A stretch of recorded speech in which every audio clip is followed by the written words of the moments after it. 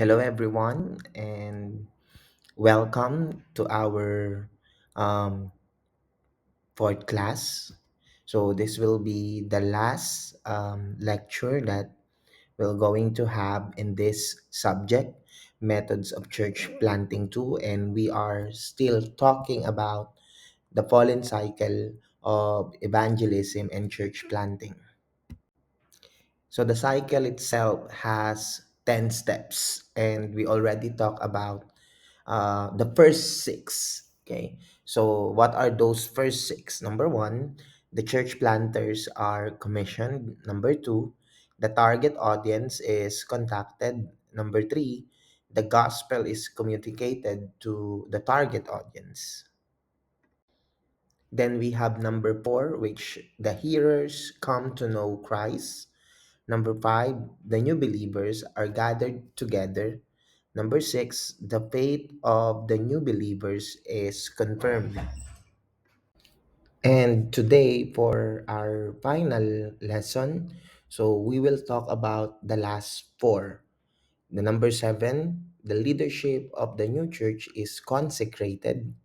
Number eight, the believers of the new church are allowed to stand on their own. In number nine, the relationship between the church planting team and the new church is continued. And on number 10, the churches that are sending missionaries gathered with them to renew their own vision of what God is doing through the missionaries. So, in these 10 steps, we have to note four aspects. And these four aspects are very important. Number one, this 10 step has a beginning and an end. Number two, it is cyclical and so will continue until the Lord returns. Number three, we proceed through it step by step as well as work on all steps simultaneously. And number four, it applies to a church in any stage of its existence as well as to pioneer situations. So let's go back to number one. It has a beginning and an end. So church planting will never stay as church planting. It should there should be a point that it will become established church. Okay, so that's the first uh, goal that we need to reach as a church planter. It should become established church. Number two, it is cyclical. So this 10 step, okay, uh, can be repeated, okay, all throughout until the Lord's returns. Then number three, we as we go on with these steps, we do it one by one, but every time we go to the next step, it doesn't mean we will stop doing the previous step. So it means as we proceed in each steps, we are continuously doing everything from step one until the last. And number four, no matter what generation we are in, these 10 steps are effective, can be applied to start a new church. So let's go on with our current lesson. Step 7, the leaders consecrated. So please read Acts 14:23. So in here, number one, our desire in setting the leaders apart before God for their work of equipping the saints for ministry is to develop a church that will be able to adequately stand on its own before the Lord. We desire a church that is Christ reliant, not church planter or missionary reliant. What does that mean? Okay, so as we go on with planting a church, okay, it means that part of the goal is to develop leaders, all right, so that you as a church planter will not rely on the church that sent you to provide people for you. Okay, At first, it will be like that because nobody can do church planting alone. But in the long run, as you proceed in planting a church, the next goal is to develop leaders. Number two, the biblical concept of a leader, a true servant of the flock which God has entrusted to her or him. So, in number one, the goal is to develop leaders. So, what kind of leaders you'll be desiring to be developed? So, that kind of leader should be a true servant.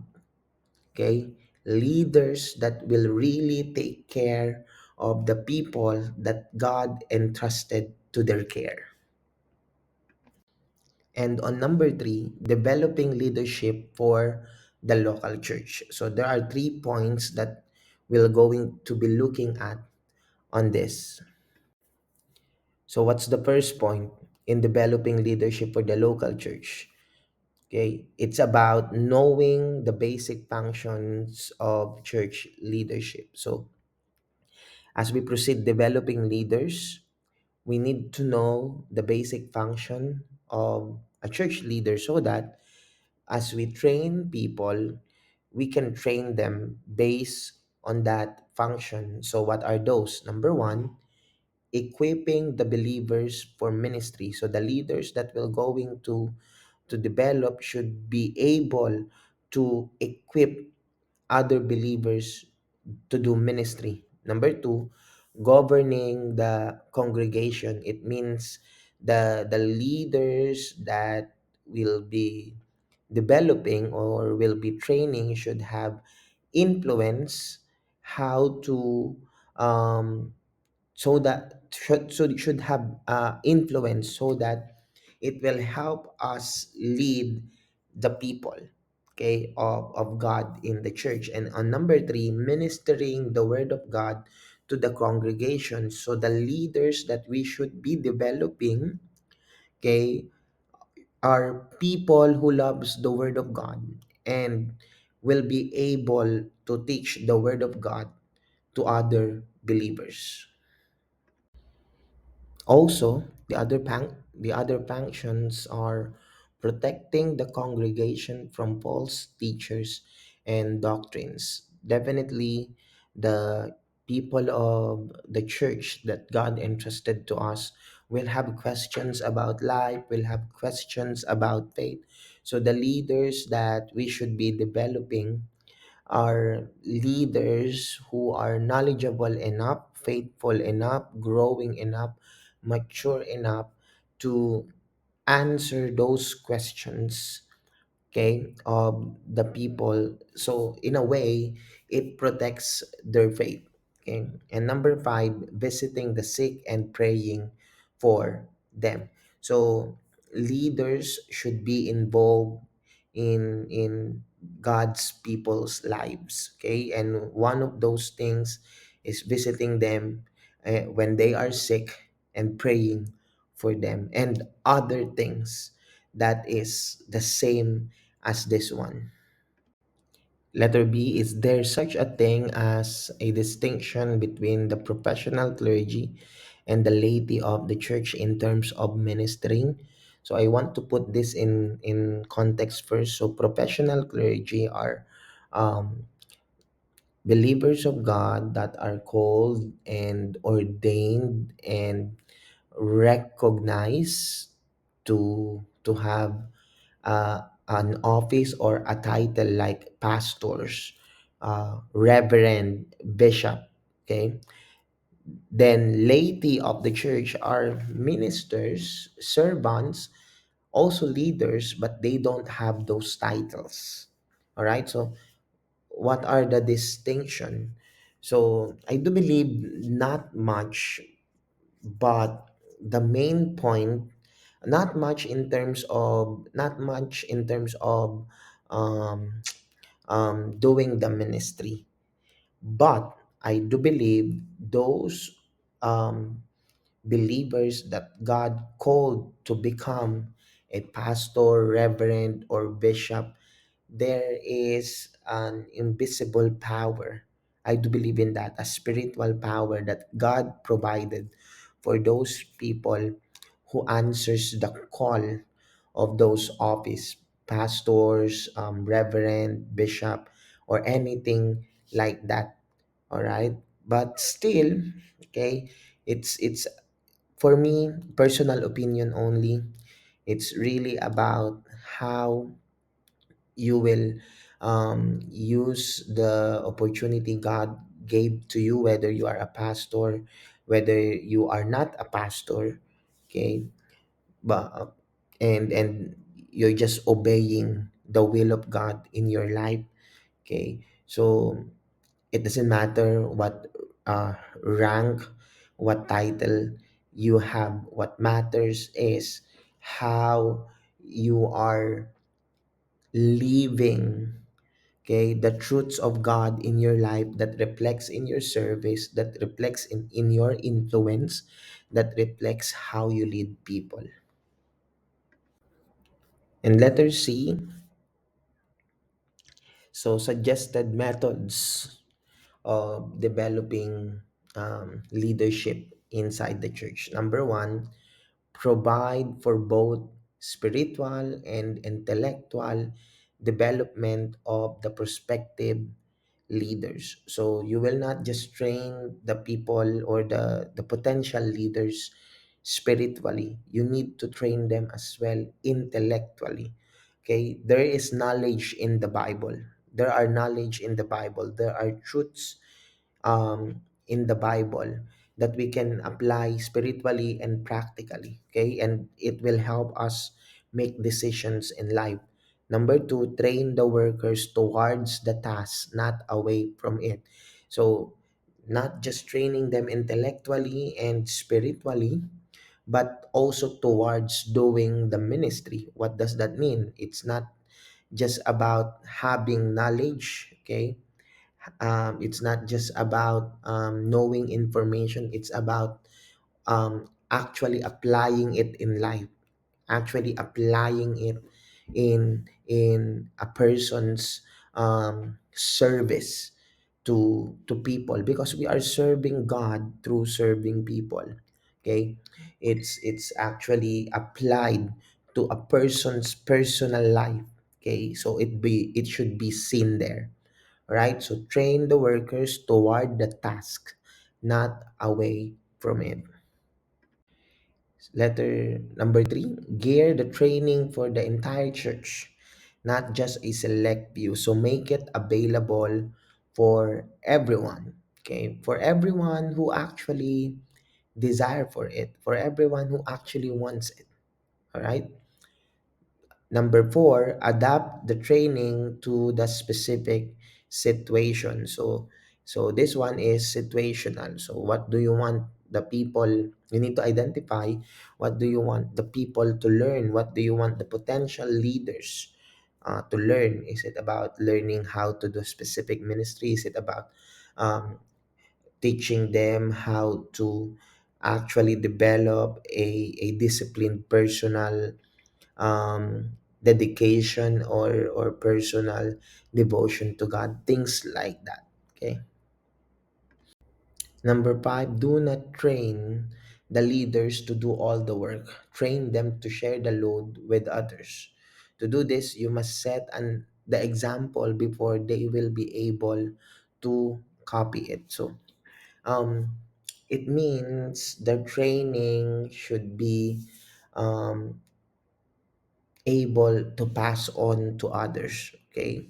So it means it will continue, okay.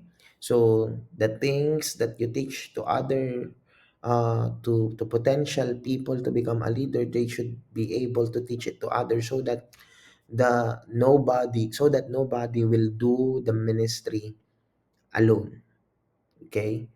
So it should be like that. And also, one more thing, we should train people based on their strength, because I do believe people will make a difference um, through their strength, not through their weakness. Okay, So we should develop people through their strength, through their talent, through their skill, through their calling.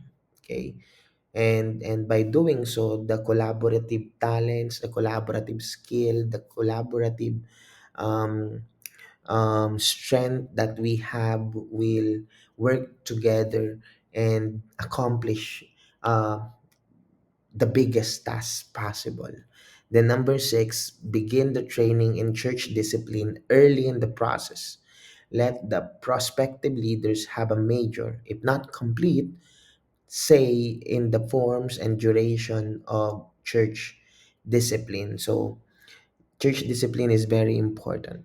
It should be established, it should be set in the church so that the people who will come along, especially the new ones, will have that as a foundation as well. Then number eight, the believers commended. So please read Acts 14 verse 23 and Acts 16:40. So let's go on with the number one. The main goal of this step is for the pioneer to clear the camp and leave the new congregation to stand on its own under the authority and power of the Lord. So that's the main point of this one. So again, let's go back to my example a while ago. So at first, being a church planter, okay, uh, a pastor that will start building a church. At first, your sending church will provide people to help you temporarily. But as we go on and in church planting, those people that was sent to help you should be um should stop. There's a certain point they will stop, because the point is for the church planter to develop their own team. All right, and once they have their own team, okay, the support of the sending church will be lessen and lessen and lessen, even in terms of money.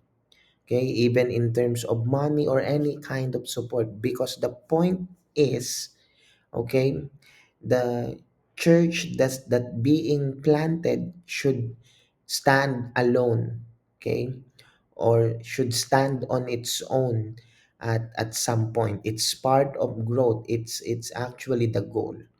Okay, so that's the point of this one.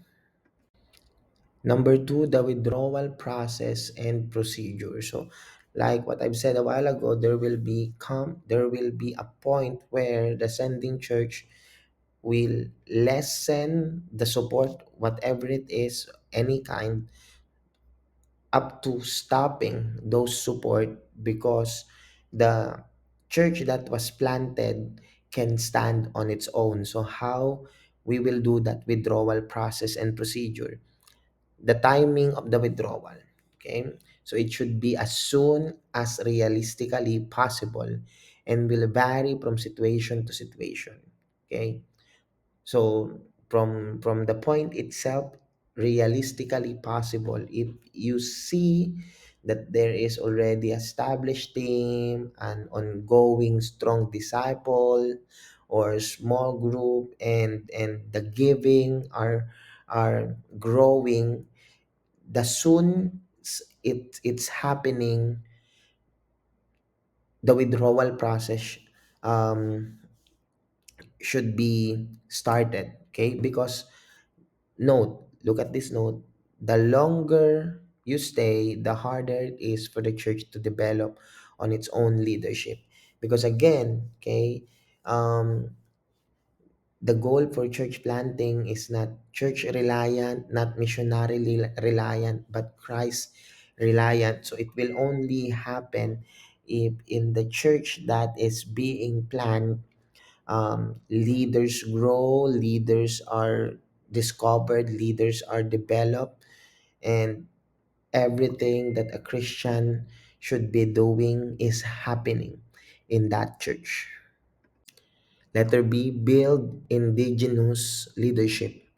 Do not merely replace one outsider with another. What does that mean? Developing leaders um, works effectively as it's in its best if the leaders are being trained inside the church. Okay, it means the leaders that are being trained are homegrown. All right, not just leaders you get from outside the church or from other ministries or from other church then helps you. Those some leaders find themselves being at home to the church, but just some. But most of the time, if you're collecting leaders from outside and not developing it from the inside, it's not stable. Okay, it's not permanent. So the best um, leader development should happen inside the goal is to have a homegrown leaders. So maybe you are thinking on yourself, why withdraw? Is it not possible to just continue the help? Is it not possible to just continue helping and not withdrawing from the church planters? Well, again, it's good to be helping, but the goal is to have established church. And if we will not let a church that is starting to stand on its own, it will not be a strong church. Okay, so why withdraw? Number one, to help the church by giving the local leaders a chance to grow and develop. All right, so that's it, a chance to grow and develop. So it's important to withdraw.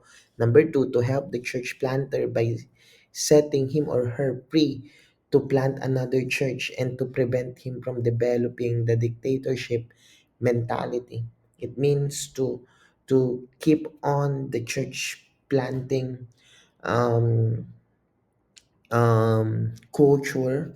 Okay, um, to the established church. Okay, so that's actually the process. So from the sending church to have a planted church, and once that planted church become a strong church, established church, that church will also send another, okay, church planter, and that process goes on. Okay. Letter D, continuation of successful existing ministry. So, what does that mean?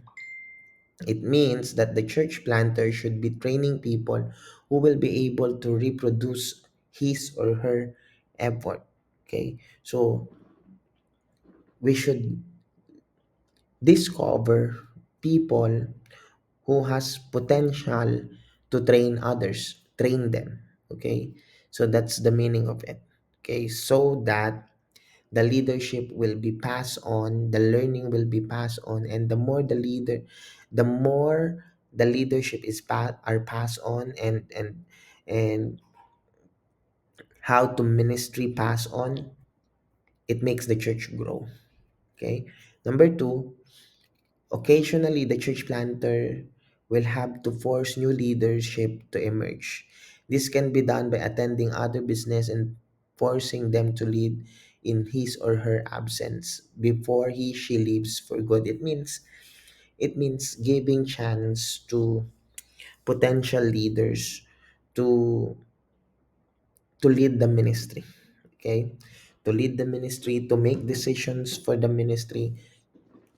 By exposing them on that kind of situation, it will empower their leadership, it will help their leadership to grow. For the ninth step, the relationship continued. Please read Acts 15:36 and Acts 18:23. So one desire in continuing the relationships, whether it's between church planter and church, denomination and church, and mission and church. It doesn't matter. Okay, the the idea is to maintain a framework in which the work of fulfilling the Great Commission will be more effectively accomplished. It means working together so that the Great Commission will be fulfilled. So let's look at it one by one. The relationship between the church planter and the church. So there is a chart that I will show to you. So these are the chart of the possible relationship between church planter and the church. I will not explain too much this one. So just look at the chart and see, okay, the kinds of relationship that can be developed between church planter and the church. But again, look at here, the ideal is to have a desirable um, relationship. So let's look at this example. Paul and his churches fellowship. So what's happening in that one? Paul felt a continuing responsibility for the well-being of the new church. So, because the church is new, Paul is putting it to himself the responsibility of caring the well-being of the new church. Number two, the new churches saw Paul as a special man whose advice was not to be ignored. So it means that the respect of the church to Paul is very high, to the point that Paul's advice matters to them the most. The number three, the churches that Paul planted continued to participate in his ongoing ministry with finances and prayer. Okay, so this is a very desirable relationship that we can see between Paul and the churches that he planted. Then in number three, the relationship between the new church and other churches in the same denomination or fellowship. The New Testament picture shows these aspects. So what can we see in the Bible, in the New Testament, about this one? Letter A, the churches saw their common bond. Okay. Letter B, they regularly sent greetings to one another. Letter C, they cooperated in the famine relief project. So this church that has the same denomination or the same fellowship, they do things together. Okay. What else they did together? They sent representative to each other. Letter E, they supported the apostles as they moved on to other fields. And letter F, they shared letters from the apostle. By doing this, they empower the churches and they help each other grow. They also encourage one another. And letter H, they cooperated together in evangelism. Number four, the relationship between the new church and the mission agency. So let's look at this one. So there are basic patterns on this relationship. Okay. Number one, paternalism. What paternalism means? It means the mission agency dominating. It means the mission agency is the one who's dictating what should happen in the church. Number two, full integration into one organization. It means the church itself adapted the organization. Okay, it adapted um, as the church entered the organization, it adapted everything, okay, that the organization values and ways and strategy, something like that. Next is dichotomy. It means half-half, a split between the mission agency and the church.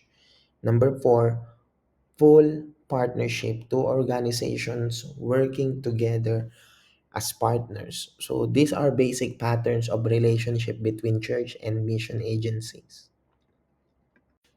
So letter B, there's a suggested pattern of development in mission or church relations. So first is the mission starts the church as a pioneer. Okay, so it should be um, like pioneering. Okay, the mission is pioneering. Number two, the mission nurtures the new church as a parent. Okay. Number three, the mission works alongside the church as a partner. Then number four, the mission is under the direction of the church as a participant while it continues pioneering, parenting, and partnering churches in new fields. So it is a these are the ideal relationship between mission agency and church.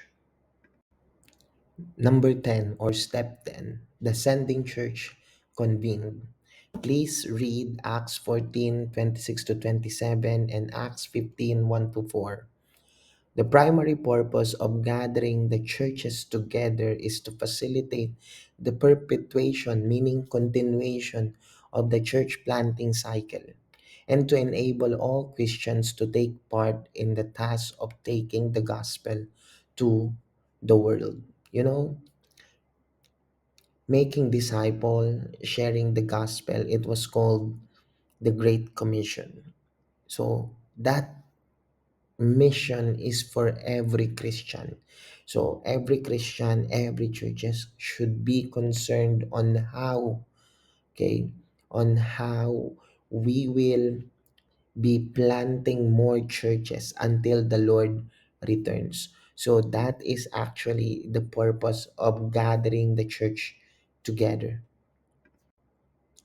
A central aspect of the gathering of the sending churches is to renew their understanding of and commitment to the biblical mission of the church. You know what?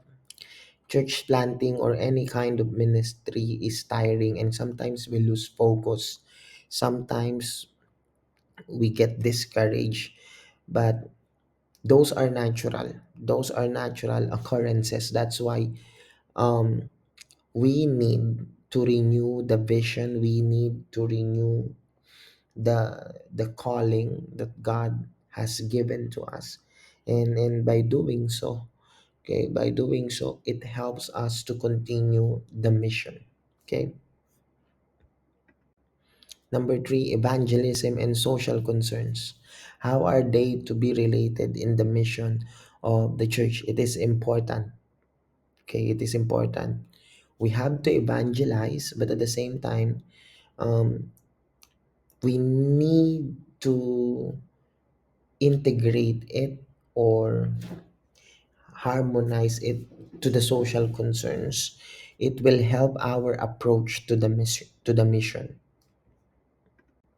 So with that being said, what is the role of every Christian in the missionary task? Okay, there are three: seeing the situation, okay, be aware of it. Number two, having compassion for the lost. Jesus Christ showed us or gave us examples himself on this one. He has a great compassion for the lost. And number three, praying for the Lord of the harvest to send forth laborers. And if you sense that God is calling you to church plant, it means you are the laborer that somebody is praying for to be added, okay, to do this mission.